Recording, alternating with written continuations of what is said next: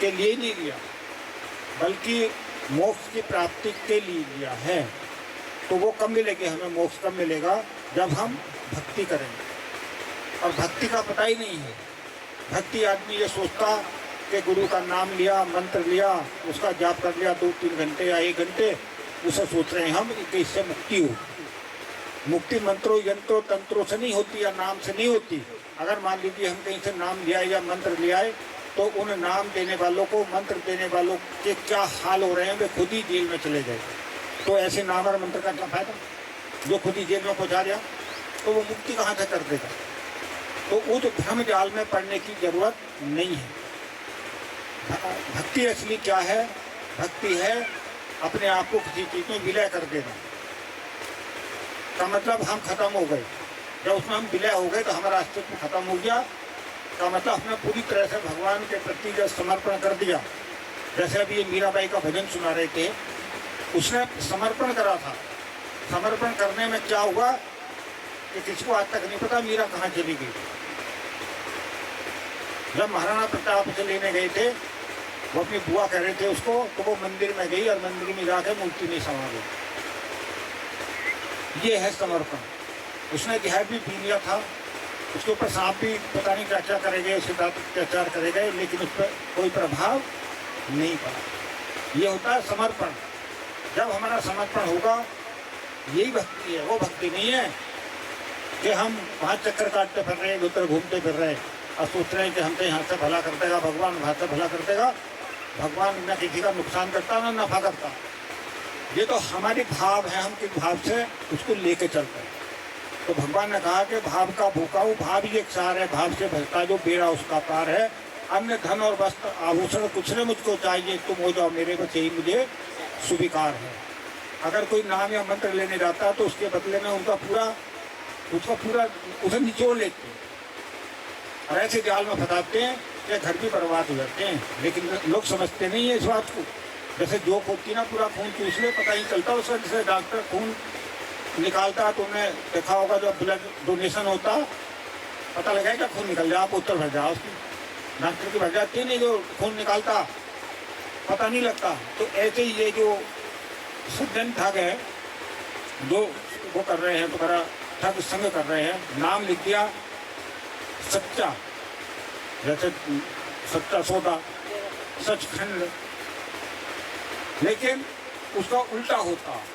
जैसे कोई रंगी हुई चीज है, उसे कहते हैं नारंगी, उसमें तो रंग है, फिर भी उसको उल्टा बोल रहे हैं। गाड़ी है, वो गड़ी हुई है, देखिए वो दौड़ रही है सड़क पर, तो कलयुग में उल्टा कर दिया हर चीज का। उसे हमें सीधा करना। जैसे किसी ने पेड़ को उल्टा दिखा दिया, किसी ने उसका नाम सत्य संग वो रख लिया, सत्य का संग। सत्य का तो ये भी नहीं जानते। सच तो बोलोगे तो तुमसे लड़ना और शुरू कर देंगे वे लोग, अगर सच कहोगे तो। ये भी गुरु हैं जो सुरक्षा में चलते हों, बड़ी बड़ी लंका बना करके रहते हों। क्या ये गुरु हो सकते हैं? क्या किसी को यूं कहो कि वो निराकार है, परमात्मा को सब निराकार मानते हैं, सनातनी तो साकार भी मानते हैं। तो जो चीज निराकार है तो उसे तुम्हें क्या पता है कौन है? जब हमने किसी चीज को देखा ही नहीं तो उसका नाम कहा जाएगी। उसका लोगों ने नामकरण कर दिया, किसी ने 5 नाम दे दिया, कोई 7 नाम दे दिया, कोई 20 नाम दे रहा, कोई पूरे मंत्र बनाकर हमारे सामने रख दिए। तो इन चीजों से हमारा भला होने वाला नहीं है, क्योंकि जब उनका ही भला नहीं हुआ जो देने वाले, तो लेने वाले का कहाँ हो जाएगा? सोचो इस बात को। तो भ्रमित करने वाले बहुत लोग मिलेंगे तुम्हें। जैसे हमने कोई पेड़ लगा दिया या फसल बो दी, तो उसको खाने वाले भी, उसको नुकसान पहुंचाने वाले बहुत मिलेंगे रास्ते में। कीट पतंगे पेस्टिसाइड इंसेक्टिसाइड लगाते हैं उसको, फसल को अपनी उन कीड़े मकोड़ों से बचाने के लिए। तो ऐसी जब तुम सत्संग ले लेते हो तो तुम्हें भी भ्रमित करने वाले बहुत मिलेंगे। भ्रम पैदा करने वाले मिलते नहीं, कीट पकौड़े मकोड़े, क्योंकि उनकी रोजी रोटी खतरे में जा रही है। उनके यहाँ जो दान चढ़ावे आ रहे हैं, उनका तो वही धंधा होगा। तो जबकि गुरु को दान चढ़ावा नहीं लेना चाहिए, ना खाना चाहिए। तो इसलिए गुरु की पहचान बताई गई है। जब पार्वती ने शंकर पार्वती संवाद बहुत है, जो शिव पुराण है, और जबकि तुमने शिव कथा भी सुनी होगी, शिव पुराण की कथा सुनी है, टीवी पर सुनते रहे, अभी मेरठ में आया था एक वो प्रदीप मिश्रा, वह कितने लोग दब गए थे वहाँ। उसने ये नहीं बताता जो असली बात है कि जो पार्वती और शिव का संवाद है, तो देखो इतने देवता भी प्रकट हो गए तुम्हारे पर, तो अच्छी बात है। तो तुम्हें गर्मी लग रही थी, उन्होंने कहा चलो ठंडा ही कर दो ना, तो इनके देवता भी तुम्हारे साथ चल रहे, तुम्हारा साथ दे रहे, तो सभी सबूत की क्या बात है, ये तो सच्चाई है। और वहाँ लोग दब के मर रहे हैं, तो वहाँ काल है और यहाँ दयाल है, ये समझने की बात है। देखो तो वहाँ लोग दब के मर रहे हैं, वहाँ पे हाथरस में कितने लोग मर गए थे देखो, हैं। मेरठ में वो कथा कर रहा था शिव पुराण की, वहाँ लोग दब गए थे, और दुनिया बाबली हो रही है, भगवान मान रही है। इन कथावाचकों जो लुटेरे हैं, लूट रहे हैं दुनिया को, ये ठग तो कर रहे हैं। वो ये संवाद नहीं बताता कि पार्वती शिव का ये संवाद हुआ था कि गुरु की पहचान क्या है, गुरु की पहचान नहीं बता रहे, क्योंकि उन्हें ठगना दूसरों को। अगर गुरु की पहचान बता देंगे तो उनकी ठग विद्या खत्म। तो पार्वती ने शंकर भगवान से पूछा कि कलयुग के अंदर जब बहुत गुरु होंगे तो पहचान कैसे पड़ेगी। आजकल तो बहुत घूम रहे हैं, जहाँ देखो भाई एक नया निकल कर आ जाए इसके नीचे से। सड़कों के किनारे किनारे तुमने देखा होगा कितनी लंकाएं बनी पड़ी गुरुओं की। और लंका में राम जी को ढूंढ रहे हैं हम, लंका में कहीं राम जी मिलेंगे क्या? मिलने का मतलब ही नहीं हो, तो रावण ही बैठा होगा तैयार बिल्कुल। और क्यों बैठा होगा? सीताओं का अपहरण करने के लिए। सीता का ये तो, रावणों का ये काम तो होता है, राक्षसों का। तो उसमें 5 पहचान बताई गई है गुरु की, कि जो दान चढ़ावा नहीं खाता, इनकी जिंदगी दान चढ़ावे पे चल रही है।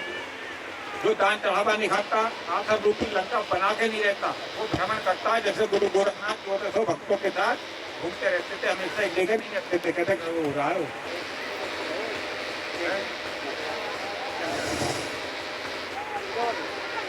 भगवान राम भक्तों के बीच में घूमते रहे, तो वो अपने भक्तों के घर घर जाता, दान चढ़ावा नहीं खाता, आश्रम रूपी लंका बना के नहीं रहता, अपने भक्तों के घर घर जाता, किसी किताब का सहारा नहीं लेता। आजकल के किताब बांटते फिर रहे हैं, लो जी हमारी किताब पढ़ लो, ये हमारी किताब पढ़ लो, ये 20 रुपए की है। किताब पढ़ने से सारा ज्ञान होता। कबीर ने तो खुद ही मना करी किताब पढ़ने को, पोथी पढ़ पढ़ भयाना पंडित को, 2.5 अक्षर प्रेम का पढ़े सो पंडित हो। अब ये किताब दिखाते फिर रहे हैं कि जी देखो इस किताब में हमारी में ये लिखा, वेदों का सार है, फलाने का सार है, ढिमके का सार है। ये हमारा जो है शास्त्र का ज्ञान है, शास्त्रों का ज्ञान है। और वो कह रहा है कि पोथी पढ़ पढ़ भयाना पंडित को, 2.5 अक्षर प्रेम का पढ़े सो पंडित हो, जिसको ये परमात्मा बता रहे। कह रहे कि वो जून में नहीं आता, तभी तो जून में आया था नहीं, इंसान के जून में आया था। ये कह रहे हैं कि वो निराकार है, वो जून में नहीं आता, तो दोनों बातें विरोधाभासी हो गई। ये हमें सब बातें समझनी है, यो नहीं कि पागलपन वैसी चल दो, कभी आगे उनके एजेंट कहेंगे तुमको कि चलो हमारे गुरु जी के यहाँ चलो, तो तुम्हारे सारे कष्ट क्लेश दूर हो जाएंगे। इसी लालच में तो जा रहे हैं, या और कोई लालच है बताओ? भक्ति मुक्ति के लिए नहीं जा रहे हम कोई, ऐसी वो फंसा के हमको ले जाते हैं और फिर शोषण करते हैं, और ऐसा जाल फैलाते फिर वो निकल भी नहीं पाता वहां से। तो भाई जो 5 पहचान बताई है वो याद होनी चाहिए सबको, उसे गुरु बनाना चाहिए, नहीं तो त्याग कर देना चाहिए। वो गुरु नहीं है, वो ठग है, ठग। भगवान वो गुरु के नाम पे, भगवान के नाम पे ठग है। ये जो दान चढ़ावा नहीं खाता, आश्रम रूपी लंका बनाकर नहीं रहता, गृहस्थ नहीं है। ये तो गृहस्थ नहीं है, तो सारे कौन सा गृहस्थ है बताओ? और किताबों का सहारा ले रहे हैं और भक्तों के घर आ रहे हैं, तो वहाँ भी दर्शन न देते, LCD में चलते हैं। अरे जा भी नहीं सकते, कमांडो की सुरक्षा में चलते हैं। बताओ, गुरु भी मरने से डर रहे हो, उपदेश कर रहे हैं कि हम भगवान है, भगवान भी मरने डरता नहीं। सोचो इन बातों को। तो ये हमारी बुद्धि को भ्रमित कर रहे हैं राम भक्तों को, राम भक्तों को, रावण भक्तों को नहीं करते, क्योंकि तो खुद ही रावण बने बैठे हैं। तो हमारे राम भक्तों को समझना चाहिए कि जो अपना धर्म है, अपना धर्म कभी नहीं त्यागना चाहिए, अपने धर्म पे बिल्कुल दृढ़ रहना चाहिए। भगवान उसी की सहायता करता है जो अपनी सहायता स्वयं करता है और अपने रास्ते पर बिल्कुल मजबूत रहता है। कुछ ऐसे मत हैं, वे लोग किसी की नहीं सुनते, अपनी जगह रहते हैं। देखो जैनी हैं, बौद्धी हैं, और ईसाई हैं, यहूदी हैं, मुस्लिम्स हैं, वो कहीं तुम्हारी उसमें जाना है किसी के, उसमें उल्टे तुम ही उनमें जा रहे हो। अपनी जगह स्थिर नहीं हो, वे अपनी जगह बिल्कुल मजबूत है। देखो 5 बार वे पूजा करते, तुम 5 दिन में 1 बार भी नहीं कर रहे। 1 बार तो कर लो कम से कम, याद उसे। वो 5 बार कर रहे, देखो मैं देखी बात, और हम 1 बार भी नहीं कर रहे, और जो करता है उसकी मजाक बनानी शुरू करते। वो बेचारा करता तो भी नहीं करता मोटर की वजह से, अरे ये तो मजाक हो रही, इससे तो हम अपने घर ही कर लो, चलो हाथ दे। जबकि अकेले में पूजा का उतना फल नहीं मिलता जितना समूह में बैठ करके मिलता है। जब हम सब लोग इकट्ठे होकर के किसी काम को करते हैं तो उसका जाते कई गुना होकर फल मिलता। एक आदमी अकेला ही कर रहा, अरे जी हम गुरुकुल क्या करेंगे बनाकर, तो सीधा भगवान का कनेक्शन कर रहे हैं। ये ट्रांसफार्मर जो लगा रखे हैं बीच में, बताइए डायरेक्ट अगर तुम उस 35,000 वोल्ट की लाइन से जोड़ोगे तो बल्ब भी पटक जाएंगे सारे, सारी मशीन फूक जाएंगे नहीं। तो बीच में ट्रांसफार्मर की जरूरत पड़ती है। तो ऐसे ही भगवान के लिए भी एक गुरु की जरूरत पड़ती है, नहीं तो कोई जरूरत नहीं गुरु बनाने की। तो हमारा जो जीवन का उद्देश्य है वो क्या है? मुक्ति की प्राप्ति करना। अगर मुक्ति नहीं हो तो जीवन हमारा बेकार है। फिर पता नहीं किस योनि में जाएंगे, कीड़े की, मकोड़े की, कुत्ते की, गधे की, घोड़े की, बिल्ली की, फिर तो कोई कर्म भी नहीं कर सकते। अब तो कर्म भी कर रहे हैं हम, अच्छा कर लो चाहे बुरा कर लो, भगवान ने बिल्कुल आजाद छोड़ दिया कि भाई जैसा करोगे वैसा तुम्हें मिलेगा।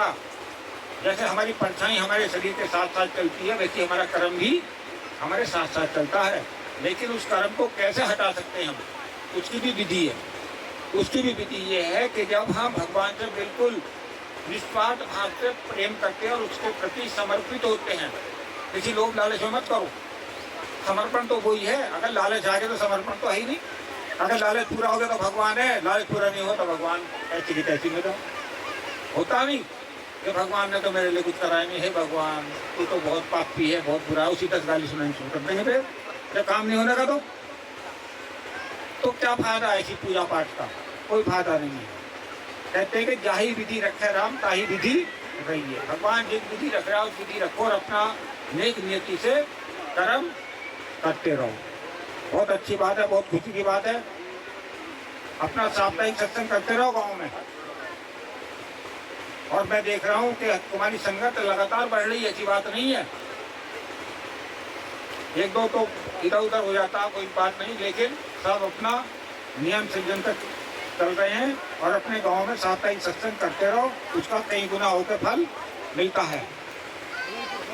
तो तुम्हें ठंड लग रही है, गर्मी लग रही है?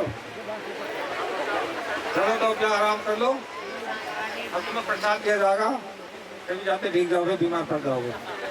चलो ठीक है, धन्यवाद, बहुत बहुत आशीर्वाद। तुम यहाँ आए, मेरी वाणी सुनी, इस पर ध्यान देना। और गांव वालों ने जो भी इन्होंने विचार में व्यवस्था करी है, सभी के लिए मेरा बहुत बहुत आशीर्वाद, धन्यवाद।